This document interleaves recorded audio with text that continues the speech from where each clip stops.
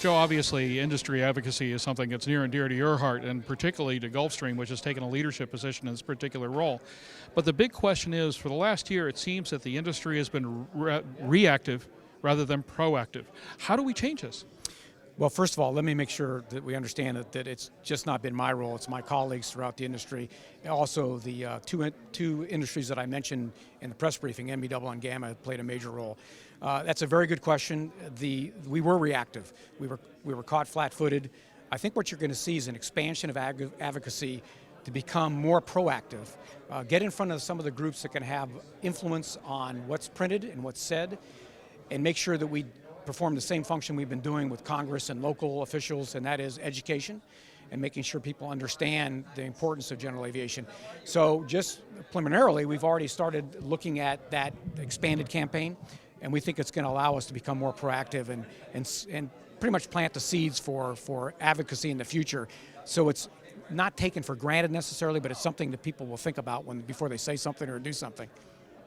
When your top-end product is on the order of tens of millions of dollars, you would think that initially it's a hard sell to media and the general public that these are valuable tools.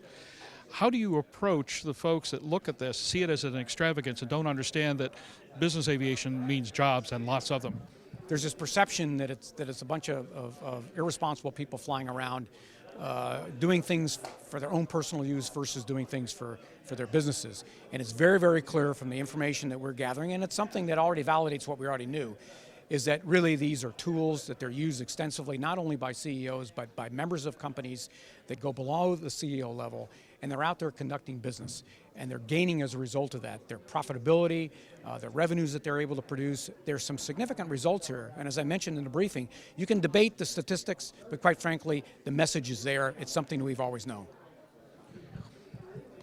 Society, per se, looks at these in just this bizarre way.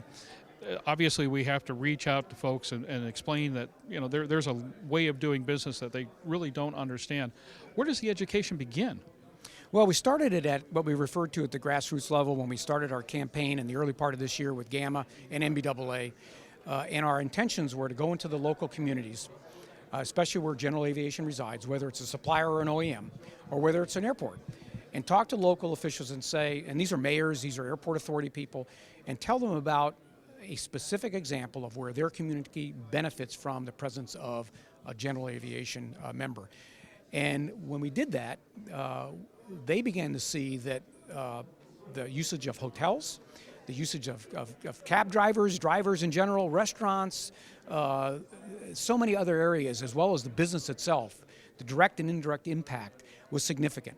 They became our best advocates because they were having to field questions from the public that were upset about general aviation and about the image of general aviation. And they were able to do a much better job of communicating and saying, well, wait a minute, I want you to understand how it benefits this community.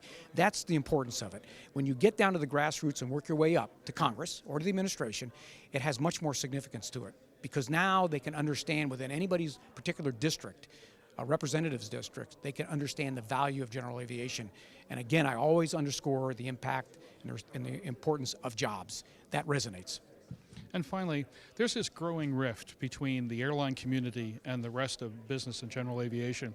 How do we heal that? It's obviously so counterproductive to both of our interests. Yeah, well, one of them was on the user fees and on how you tax or don't tax the various industries in order to participate in the FAA reauthorization and the funding of the FAA. What I think is going to happen is that we're going to start finding ourselves with some common themes. It's not only going to be things such as authorization and making sure we do a better job on NextGen, but when you look at the environment, we have some very clear collaborative points that we can work with the airline industry that are going to be beneficial to the public and to the industry. And I think we'll find those points of interest. I really do.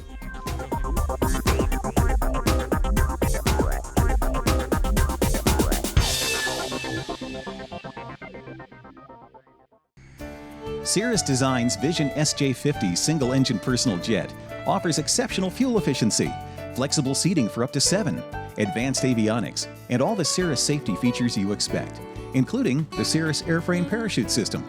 With its V-tail design, the Cirrus Vision is technologically advanced, yet engineered to be simple to fly, to allow owner pilots more lifestyle pursuits than any other personal aircraft. Learn more about the Vision SJ50 at cirrusdesign.com.